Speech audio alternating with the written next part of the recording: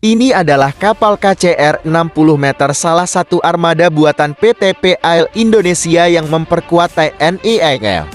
Kapal ini dibuat dengan komposisi aluminium dan baja high tensile.